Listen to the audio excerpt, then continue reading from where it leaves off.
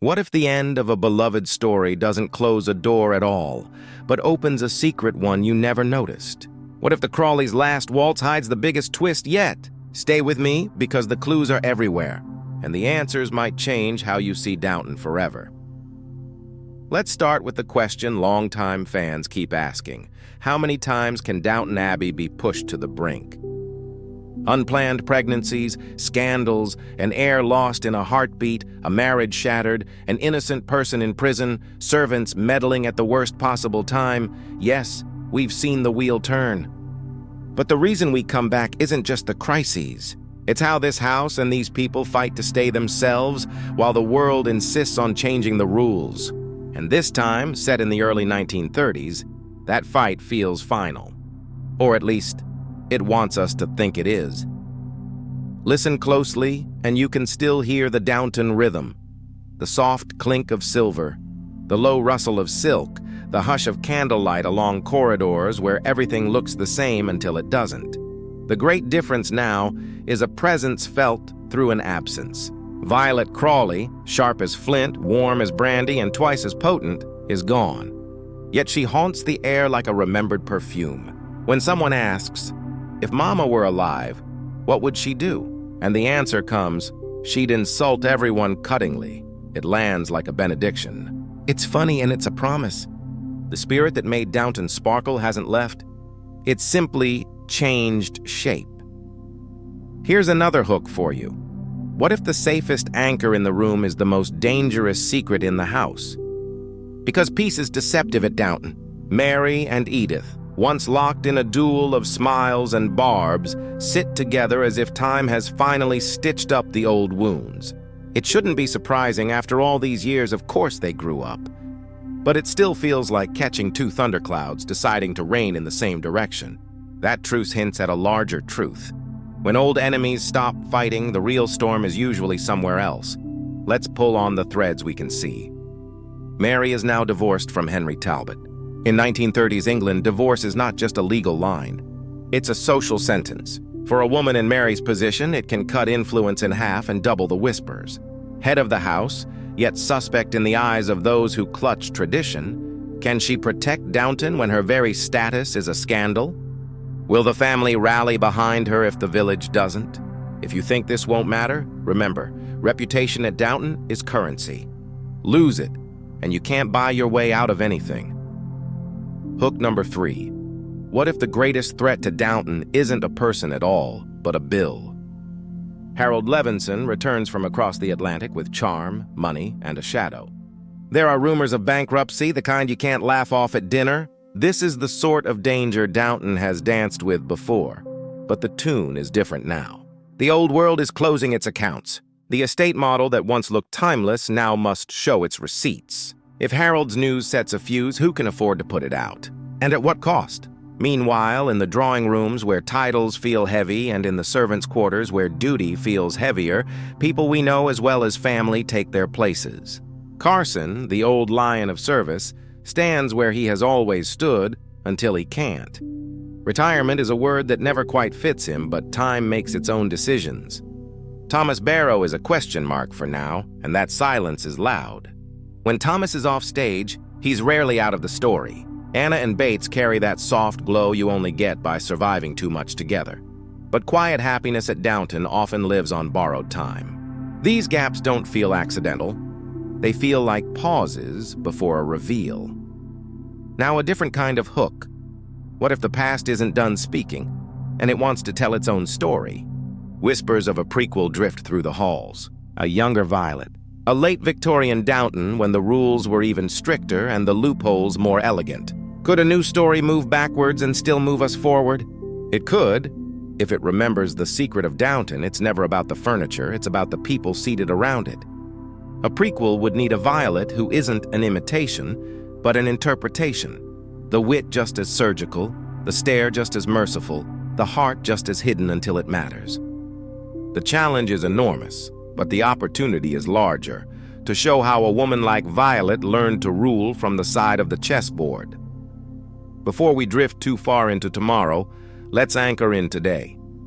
The cast we know returns like a roll call of memories. Hugh Bonneville, Michelle Dockery, Jim Carter, Joanne Froggatt, Brendan Coyle, Phyllis Logan, Robert James Collier, and more, joined by new faces who don't feel like extras so much as keys we haven't turned yet. That matters.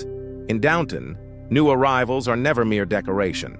They are catalysts that tip the balance, often with a smile and a secret, and the creative hands guiding this chapter understand endings. The sense from everyone involved is of a finale that is personal, not just final, like finishing a letter you've written for years.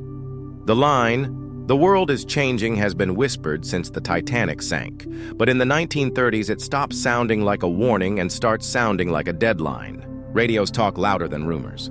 Motor cars outpace horses, and sometimes marriages. Laws shift, roles crack. The Crawleys can't simply host the future and hope it behaves. They have to negotiate with it.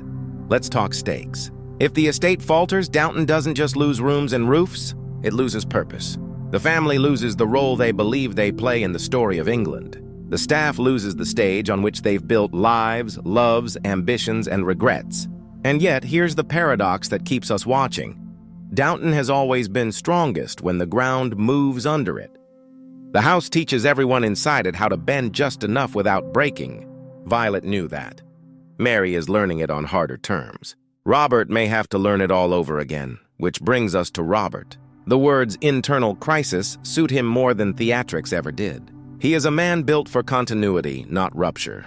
But the 1930s are a test designed to find the fault lines in men like him. Responsible, principled, trained to hold steady while the map redraws itself.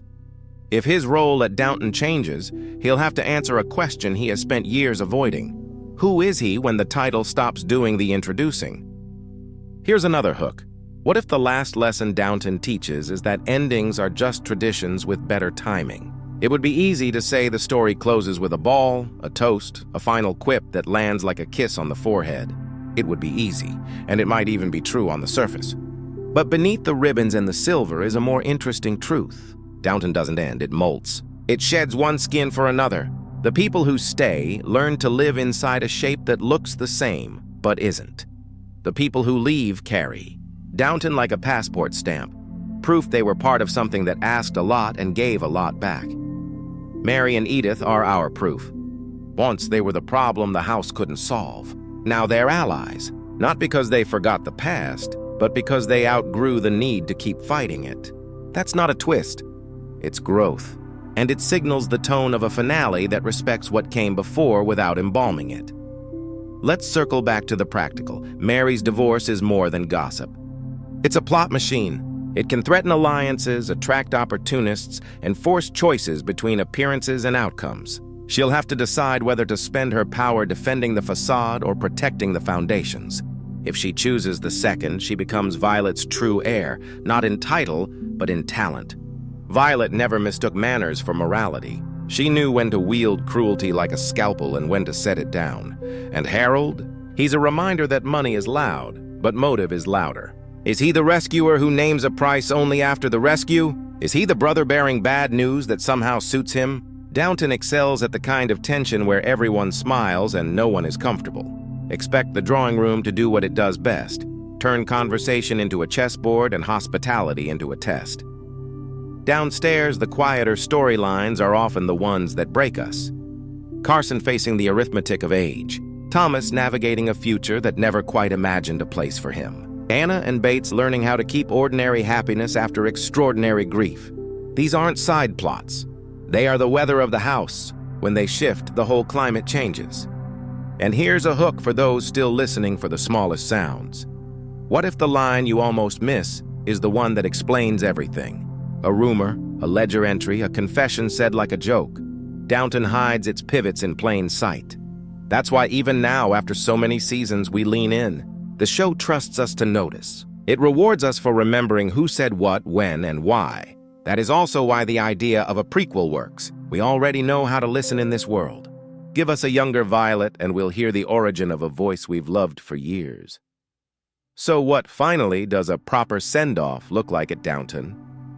Not a fairy tale, not a tragedy. Something more English and more honest. A compromise that feels like grace, Some doors close, some open, some stay stubbornly stuck until someone clever finds the right key. The house is still beautiful. The people are still impossible and brave.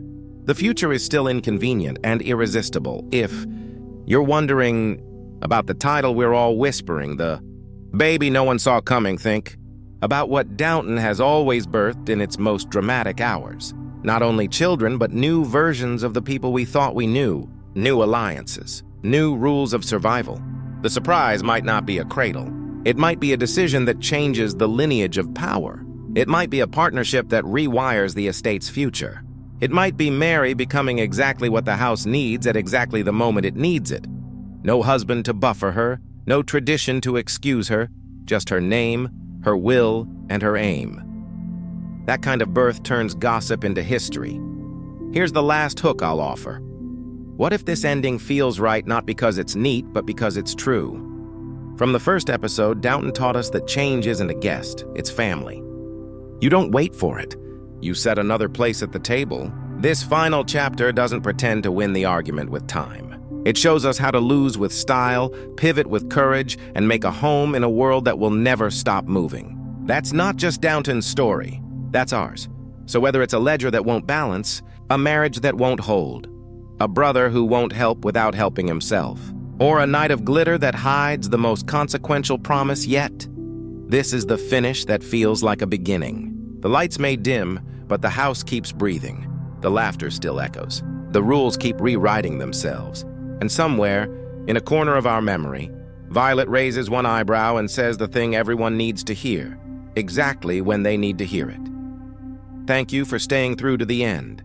Tell me what you think Downton is really protecting and what it's finally ready to let go.